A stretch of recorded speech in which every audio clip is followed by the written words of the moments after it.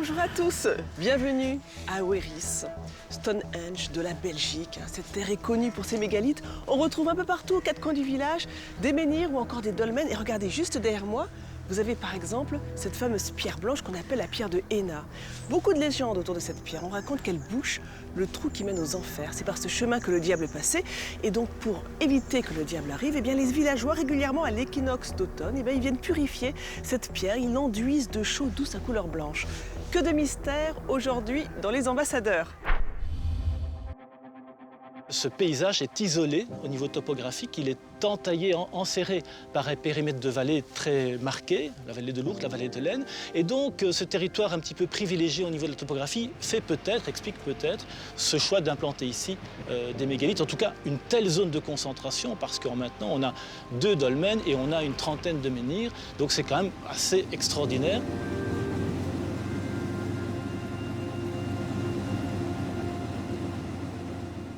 C'est un lieu chargé d'histoire ici. C'est un haut lieu chargé et d'histoire et de symbolique. En fait, on a eu la chance de démarrer cette belle aventure en 2019 par une fouille. Et cette fouille faisait suite au fait qu'un fermier touchait quelque chose, faisait obstacle à sa charrue. Et donc, on a commencé à ouvrir le sol et effectivement, on est tombé sur cette pierre qui résistait. Et en fait, on s'est aperçu qu'on avait une bonne dizaine de pierres qui formaient un alignement. On est parvenu à démontrer que ces pierres étaient en fait des menhirs abattus. Et menhirs qui avaient été dressés quand il y a près de 5000 ans, donc à l'époque néolithique. On a pu, grâce à la ville de Rouy, redresser, restaurer ce site. Et donc ce qui a été détruit il y a 400 ans, notre époque contemporaine l'a reconstruit à l'identique tel qu'il existait il y a 5000 ans. On a procédé avec des engins mécaniques, avec des pelles mécaniques, mais il faut imaginer ces gens il y a 5000 ans, ils n'avaient pas des pelles mécaniques, ils avaient leur huile de coude et ils avaient leur force, la force d'une communauté qui tout entière se vouait à ce genre d'exercice, avec des cordages, des rondins de bois, des leviers. Et ça montre aussi, je dirais, la symbiose qui devait exister pour faire quelque chose qui était fédérateur au sein d'une communauté, qui était une communauté d'agriculteurs.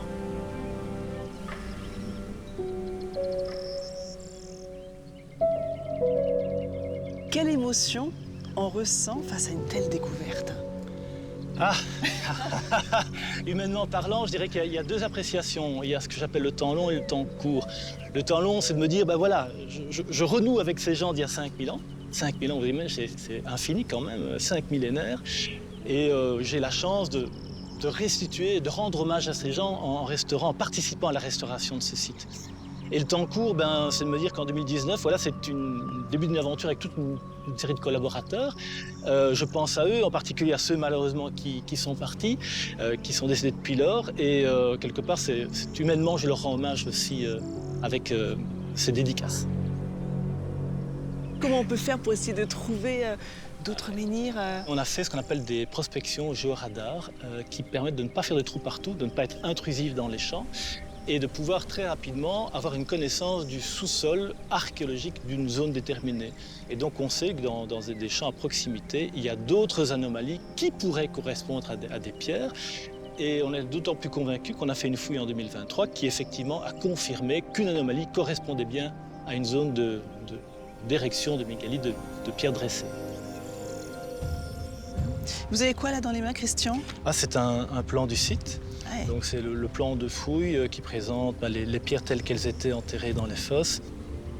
Merci beaucoup, Christian. Il y a encore beaucoup de mystères, on l'a bien compris. Ça donne envie de revenir année après année et voir les nouvelles découvertes. Mais on est parmi les plus beaux villages, oui, on est labellisés. Retour à Wéris, où d'autres mégalithes attirent des curieux. C'est forcément amené par l'homme, parce que ça ne sait pas venir naturellement.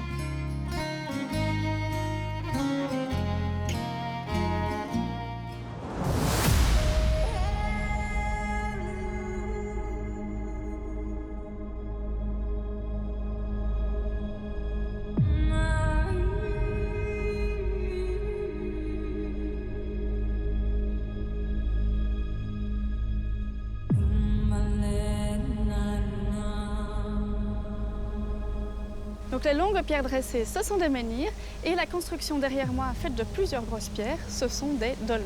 Bonjour Aubrey. Bonjour Nathalie. Bonjour à tous. Il y a un grand groupe aujourd'hui. Bah oui, nous venons de la maison des mégalithes et nous organisons pas mal de balades et de promenades, dont avec ce groupe aujourd'hui. Tu veux me raconter tout ça un petit peu? Oui, on va Je s'avancer, vous la pique, hein, s'approcher. mais juste quelques instants. hein. Donc vous recevez régulièrement des visiteurs à la Maison des Mégalithes? Oui, on reçoit pas mal de nombreux groupes, pas mal de touristes aussi qui viennent d'un peu partout.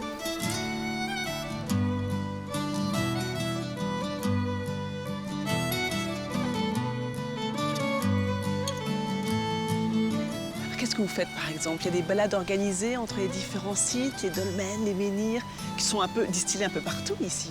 Oui, c'est ça. En fait, il y a tout un programme de balades qui sont pour aller voir les dolmens, les menhirs en plusieurs longueurs, ou alors les pierres de légende, que sont la pierre Héna ou le lit du diable. Vous racontez les légendes, les mystères. Ça, c'est dans l'autre balade où on va rencontrer le diable.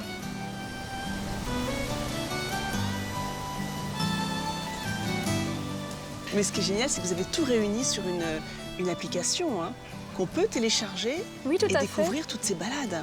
Oui, tout à fait. Il y a l'application Totemus où on peut faire un mélange entre la balade pour aller voir les dolmens, les menhirs et la balade des pierres de légende.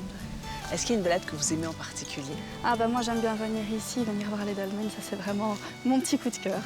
Mais cet endroit, il est quand même incroyable et ces grands arbres qui recouvrent ce dolmen.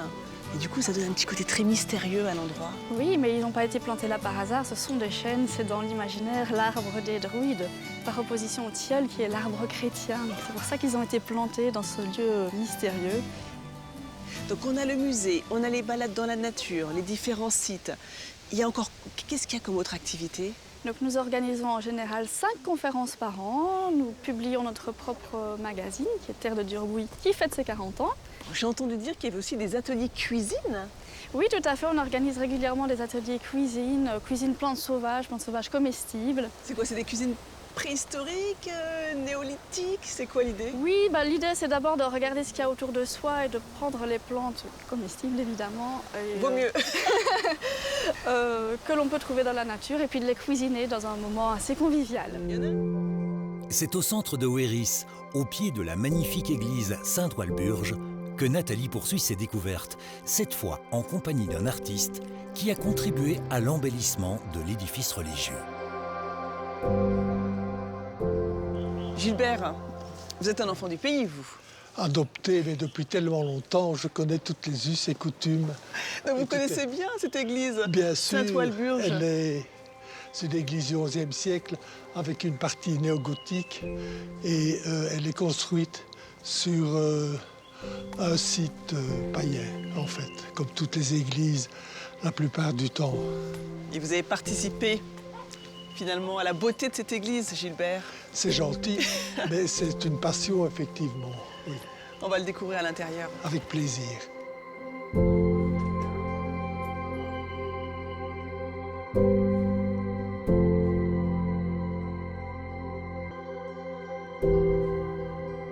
Waouh, on voit bien les vitraux d'ici. hein. Alors c'est marrant parce qu'il y a beaucoup de couleurs et ils sont très modernes hein, par rapport à l'église qui est romane. Oui, le tout est justement de ne pas faire de pastiche, de faire d'anciens vitraux dans une ancienne église, mais de marquer ce côté contemporain par rapport à une église de tradition. Et c'est vous qui les avez tous réalisés.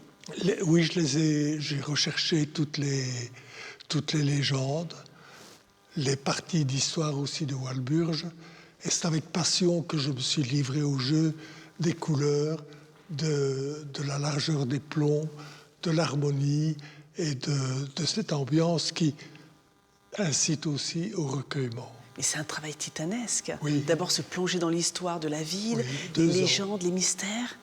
2 ans Oui. avant de réussir à Mais c'est passionnant parce que chaque verre a une qualité différente et tous les rouges sont des verres à base d'or, ce qui donne cet éclat. Est-ce qu'il y a une légende, une histoire qui vous a particulièrement marqué? Oui, c'est l'histoire de l'évêque qui a demandé à Walburge de venir faire un monastère en forêt noire. Et là, il y a beaucoup, évidemment, de forêts. Et cet évêque a planté un arbre le jour de Noël. Et on lui attribue le fait d'avoir inventé le sapin de Noël. Et on le voit, je l'ai vu, le sapin Oui. de Noël, il est là. Il y a une quarantaine de vers différents, là. Oui. Et j'ai entendu parler de la légende de Walpurgis. Les Walpurgis, oui, exactement. Ce personnage maléfique qui marque la fin de l'hiver et le début de l'été, avec les grands feux et toutes les traditions qui se rapportent à la région. C'est ce qui vous plaît dans ce métier-là, ces jeux de lumière? C'est pas un métier, c'est un art de vivre. Une passion! Une passion! Oui. Pour réaliser ces 9 vitraux, Gilbert Laloux a fait quelques recherches sur la vie de la sainte à qui l'église est dédiée. Ensuite, une étroite collaboration et une grande complicité avec un maître verrier donnent vie aux œuvres d'art. Les visiteurs viennent maintenant de loin pour admirer ce festival de couleurs, caressé par la lumière matinale. Je vous ai apporté quelques échantillons qui montrent bien la qualité des verres qui sont fabriqués à l'antique.